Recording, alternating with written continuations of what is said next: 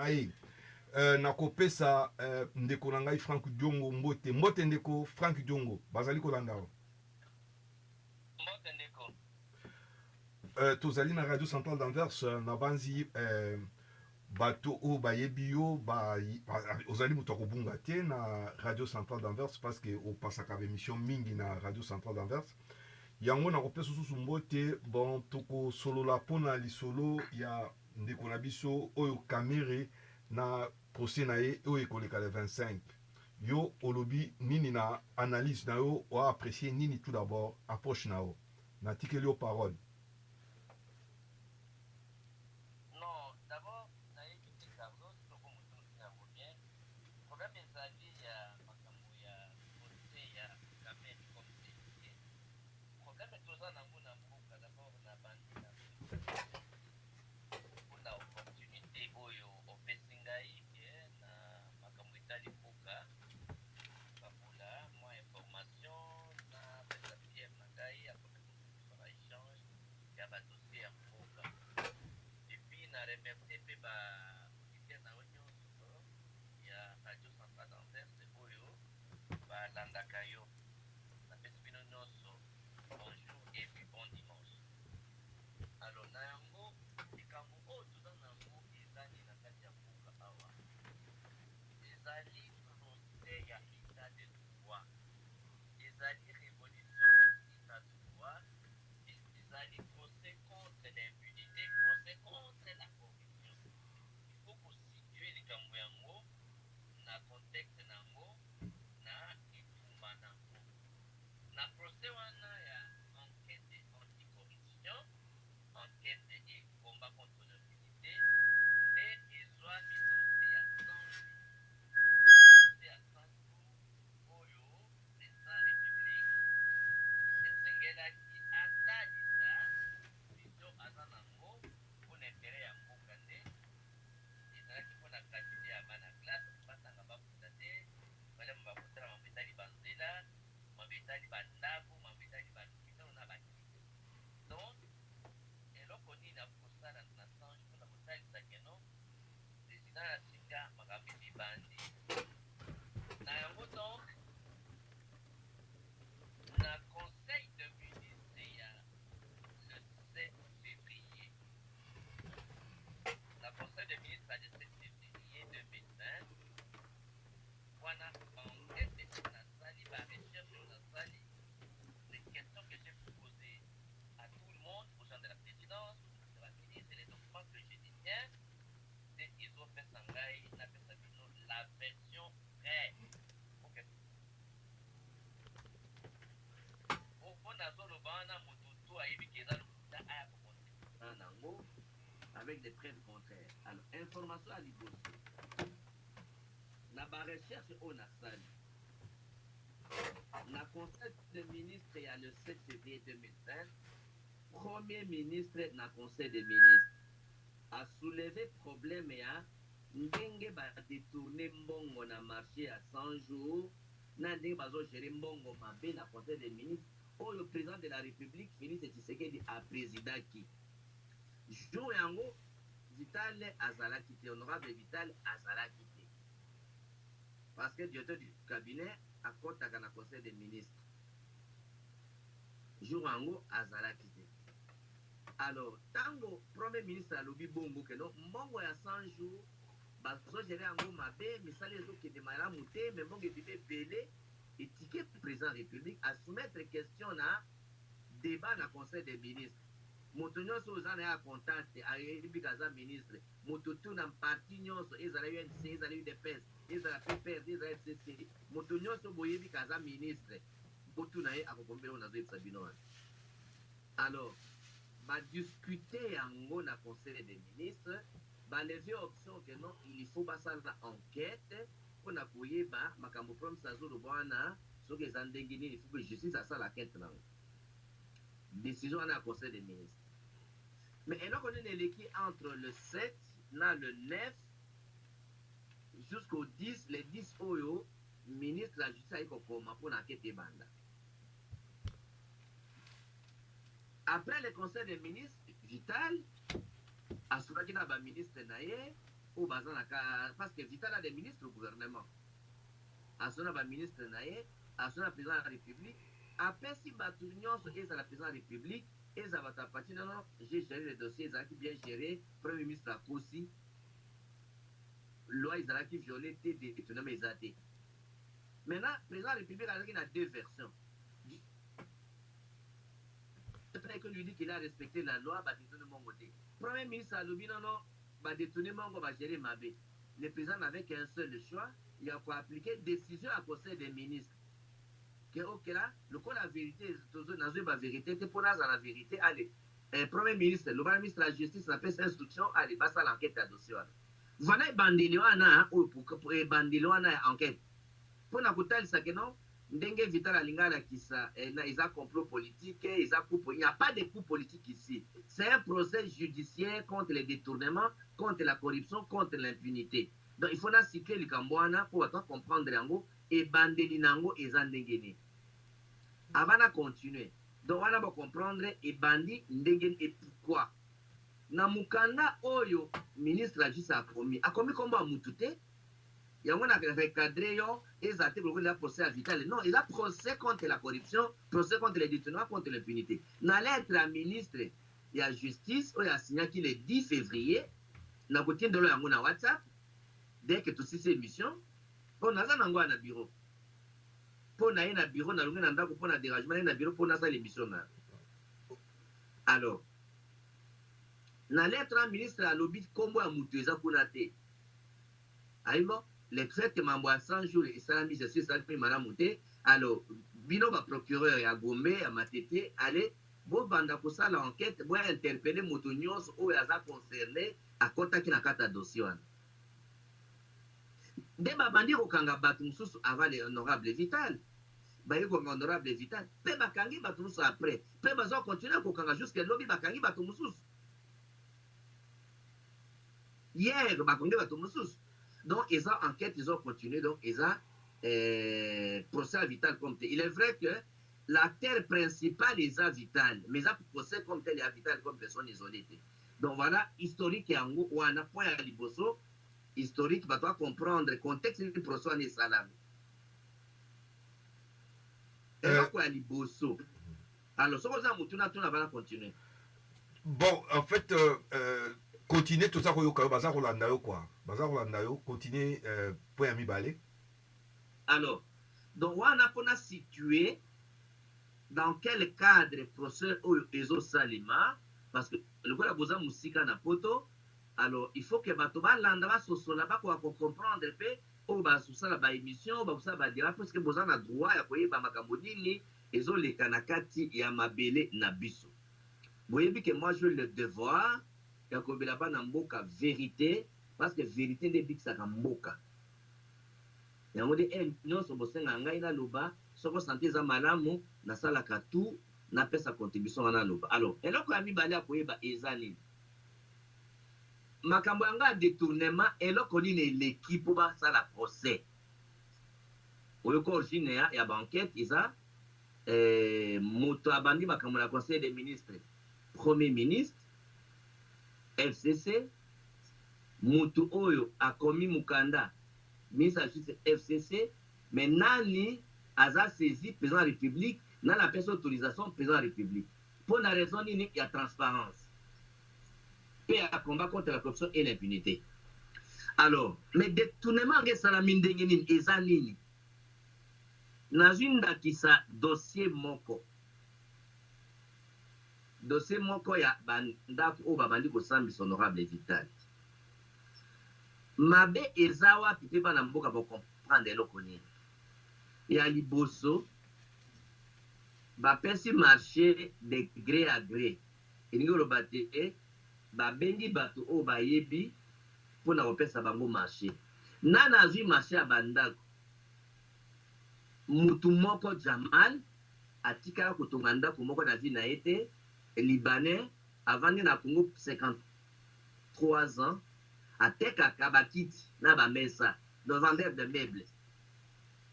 Marché à liboso azui il y a 57 millions de dollars pour na kotonga 1500 maisons pour 1500 logements sociaux ezalaki na projet à 100 jours na Kinshasa batongi 300, Congo central 300, bakabola Congo mobimba esali 1500 maisons. Elingi koloba ke no 57 millions de dollars wana mpo na 1500 maisons esali ndako moko ya préfabriqué na 38 000 dollars. Elingi koloba te na 38 000 dollars wana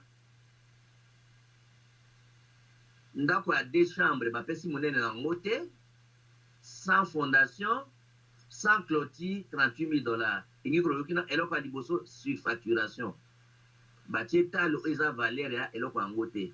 Mais bakomi mpe monene na ndako yango ya 2 chambres salon bakomi te. Po okozwa 2 chambres salon ya okozwa chambre ya 12 mètres carrés, 3 mètres sur 4, okozwa chambre ya 3 mètres sur 3, donc dimension eza te. Alors, na marché wana ya liboso, parce que moto wana azwi libana azwi 2 marchés, au vital apesi 2 marchés à 57 millions de dollars. Pour la maison préfabriquée wana. Mais ils ont l'accent au premier lokola, ils ont un marché moko. Parce qu'ils ont même monté en bongo.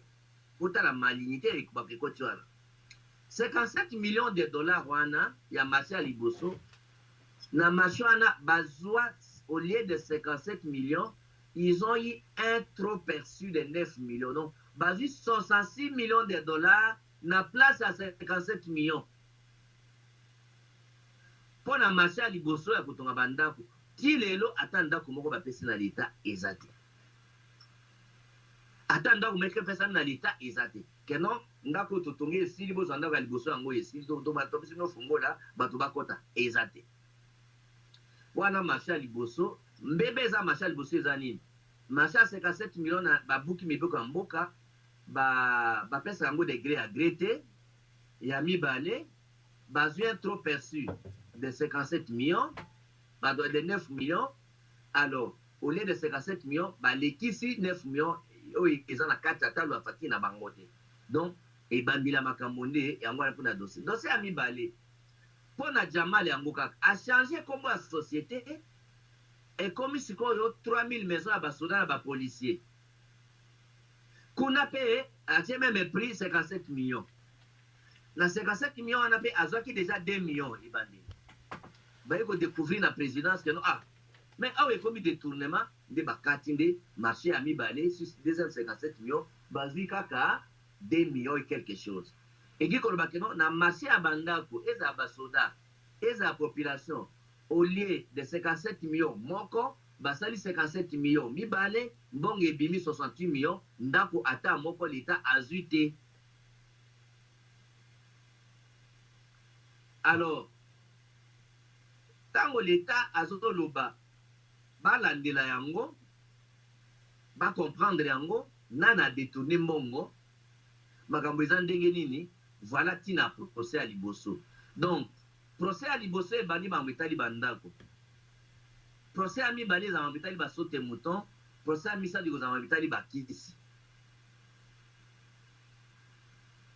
Wana po ba comprendre mabe yango eza na ndenge nini. Par exemple, dossier à Bakis, dossier à Bakis. Dossier à Bakis, Vital Akomaki, Akomelaki déjà à Foner, va payer ça 20 millions je crois que va payer ça 20 millions de dollars pour 12 conteneurs. Non, non, 10 millions de dollars pour 12 conteneurs. Et à Bakis, la claire nango ezate. Oh, Bakis c'est qu'ils a périmé. Donc, il faut que Bakis soit sous monanité. Donc, il faut qu'on l'ande là, makamwa na moko na moko. Donc, et là, on a comprendre, on va continuer. Et ça, coup politique était pour na kolongola un adversaire politique ou trahir un ami. Le procès n'est pas politique, le procès est judiciaire. Ce sont des infractions de droit commun. Là, il faut monter à comprendre en mot. Et ça là, tous la solidaire pour combattre les anti-valeurs. Maintenant, tuni mutuna ya procès où ils ont les 11. Na koti sikoyo na procès pour la population va comprendre muke ou na bakiseli o boyebi o bokanisi ke so na renouveler ma boyebi tamie o bayebi te vraiment vérité nde yango. Mokolo ya procès. Avant procès basenga ki keno bato ya UNC honorable Vital Kamerhe basengaki procès ezala en direct mpona kotalisaka eza procès ya transparence chaîne nationale aye baretransmettre mokobimba en direct parce que eloko ya kobomba eza te coup politique nde babombaka comme ça population moto na moto ata mambo ezoleka ndenge nini donc eza maka coup politique te c'est un procès normal c'est à recouvrir makambo nyonso bolandaki yango en direct alors na procès na liboso leson nini tokotire nango leson ya liboso eza ya kokama que si lelo parce que honorable Vital bakangaki le 8 avril lelo tolekisi un mois oyo aza absent na cabinet na ye comme directeur du cabinet aboyi kodémissionner ti lelo aboyi kodémissionner ezotalisa mauvaise foi mpe méchanceté ya mibale na Congo makambo wana esesalama to esesalama te ntango tozalaki na transition badéputé je vois que na mandature ce n'est pas la transition ya 1+4 auto ya 2006 ezalaki makambo ya 32 millions de dollars eutaki na Congo Brazzaville oyo il fallait Boshabo aya kojustifier azalaki durkabe ya Kabila biso toconvokaki Boshabo na parlement pour asamba ba 32 millions mais pour protéger son chef qu'est-ce que Boshabo a fait? Boshabo a démissionné soko akosamba lokola mercredi na parlement lundi Boshabo a démissionné moi tolandela Boshabo ezate pour il n'a plus de fonction il fallait que son justice seulement il ngila na makambo yango deuxième raison Beasiko azwaki problème ya falsification ya loi par rapport na biloko oyo ezalaki na parlement mais boki boto votaki na parlement kana mandature na ye kosusa boloko alors moi Franck Diongo nazalaki premier vice-président ya commission mpona kosambisa Beasiko président ya commission azalaki Musemene Petit Musemene azalaki ministre ya éducation nga à ce moment-là il y a qui président la commission la premier vice-président alors nazaki très simple bi rigé nazaka nango na convoqué Beasiko na parlement pour na sambisa ye directeur du cabinet de Kabila en fonction au Bemina ko président de l'Assemblée nationale Jeannette Kabila azaki na commission wana rigé nazaki na ngonde ça que jusqu'à ce qu'on a fait partir DG il y a journal officiel na sambisa Kitebi comme ministre délégué aux finances le fait DG Rugiza il y a DG il y a Ofida na sambisa bato y compris le directeur du cabinet la chef de l'État na commission d'enquête parlementaire donc ce n'est pas la première fois que le directeur du cabinet chef de l'État a lui par rapport à la gestion à dossier qui ne concerne pas gestion administrative et financière à cabinet président dès qu'on continue un dossier où est la gestion à cabinet président le parlement et la justice basent sur le pouvoir de kusambisa yo na pesi bino ba exemple où ya Kabila dans un comportement où ya Vital ils ont la jour et la nuit ça j'ai le devoir de dire la vérité maintenant jour à procès quel est l'objectif ce qu'on a dit déroulement à procès posture à Vital attitude à Vital quelle est la leçon qu'il faut tirer qu'est-ce qu'il faut déceler un Vital cherche Azo Luka, Moutou ya Félix Tshisekedi. Donc, il cherche à atteindre et éclabousser Félix Tshisekedi. Azo Luka, après ça, Moutou ya Tshisekedi, objectif à l'Iboso, quand il procès à Vital. Objectif à Mibale, pour transformer le procès Oyo et le procès de droit commun et comme un procès politique. Alors, ça, ce sont. Et puis, objectif, il a mis ça tout. Pour étendre le procès et pas le procès de Tshisekedi. Les membres de la famille, les membres de la province, les membres du cabinet, de sorte pour noyer les poissons. Trois objectifs apparaissent dans le procès en un jour. Alors, moyen Vital a mis pour atteindre l'objectif. Donc, objectif est quoi que soit Moutou à Félix, quoi que soit Moutou à Félix, il a mis balé. Il y a étendre le procès na bato nyonso etali bandeko ya Félix eza bafamille na ye bato ya parti na ye bato ya cabinet na ye oyo baza na UNCT Et puis, qu'on fait sa image que procès wana eza des droits commettés, eza procès, il y a politique, eza un coup politique. Coup politique wana eza président moto a initié yango, yena bandeko na ye, tona bama proche na ye, pour que ba éliminer politiquement. C'est l'image qu'il est projeté. Alors ça n'a rien à voir de tout ça. Ami pesi moyen ni, ami pesi moyen liboso communication. Communication akobimana stratégie à victimisation. C'est là. Nous,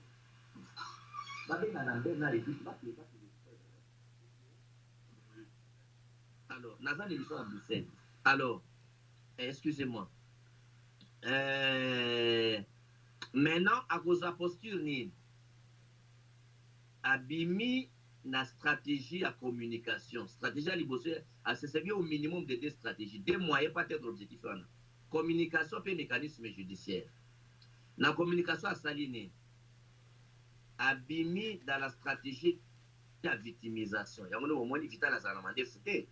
Abimi Mandefu, abimi na t-shirt, na jean. Alors qu'il est encore le directeur du cabinet en fonction. Pour la c'est l'image d'un persécuté, d'un homme torturé en prison, d'un homme maltraité en prison. Alors que, tant que le Nazan intellectuel, j'ai beaucoup de notoriété nation internationale. Ah, ils ont le petit ça qui a la tamalam, ils ont le petit ça qui a se coiffer. Donc, ils ont posture, il y a des noms maltraités, des noms persécutés, pour avoir la sympathie de l'opinion publique. Ah, Vital va comme M. Boye, Vital a commis Boye, pour toi, ça mawa. Et ça, c'est une stratégie qui n'est pas honnête, qui n'est pas vraie. Vous avez donc, on a des moyens de communication à se servir pour l'opinion nationale internationale, c'est un homme maltraité. Donc, l'image qui apparaît dans le public est innocente. Ils ont une stratégie pour avoir la sympathie et montrer que les procès politiques, je suis persécuté, je suis maltraité. On a une stratégie à l'Ibosso, on a donc la communication par la victimisation. Alors, deuxième élément, ils ont pour un mécanisme judiciaire. Mécanisme des animes. À côté de ministre, de sorte que la grande instance de décision bimaté et comme la juge va se dessaisir parce que quand ici par exemple le ministre Thomas Louaka c'est la grande instance. Donc pour noyer les passants, minimiser les fractions, va renvoyer le procès dans la cour de cassation au cour constitutionnelle. Donc stratégie de Yangouane. Troisième élément d'information. Ezani. Mon marque à l'audience. Les réquisitoires du ministère public à l'Obini. À l'Obi, à Toza Likamboya détournement et mbonga l'État. À tout le monde, moko attiré attention n'angai.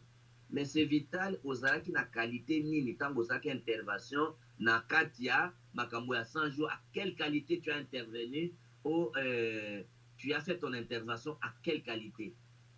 Na mambetali 100 jours. Alors, le président Vital à l'Obi, tantôt il a intervenu comme directeur du cabinet, tantôt comme superviseur, tantôt comme coordonnateur. Alors, la vraie réponse, parce que le président Vital, il a fait l'économie, c'est un gestionnaire, il a été ministre, il a été président de l'Assemblée nationale, il est directeur du cabinet en fonction, donc il ne pouvait pas d'abord coller à l'attaque. Il fallait la malamu, à apparaître malamu, à zui, à se coiffer malamu, azui et lamba ya prisonnier abakisi likolo même ya veste. Alors na réponse na yo ana mbeba ezani bazui ligne ya défense ya kuwanga na nyonso bayima na jamal likambo tout est négatif. Oh la ligne na défense est très suicidaire au regard à ba preuve o ezali donc ami ko na motambo makasi makambo etali question ana tanga lobi kaza durcade o ba avocat be ko bakta superviseur. Na moyen à détournement, loi est à la canine. Tonani. Loi Eyebaka, qui a été l'ordonnateur des dépenses? nana aza kopesa ordre pour mbongo ebima. Donc la loi ne reconnaît que l'ordonnateur de dépenses. Nous sommes dans la processus de décaissement. Parce que détournement, ils ont décaissement bon à l'État. Alors, il faut que là, dans le processus de décaissement bon à l'État, banani basala intervention. L'ordonnateur dépenses. Ils ont le coup la ministre de la Finance. Boye kota là, comptable d'État. Boye kota là, gestionnaire de crédit. Boye kota là, intervenant bancaire. Boye kota là, contrôleur budgétaire. Boye kota là, bénéficiaire. On a processus de décaissement, donc on a lobby, ordonnateur. À côté de la carte, ordonnateur à dépense, ou agir comme la ministre de la Finance, ou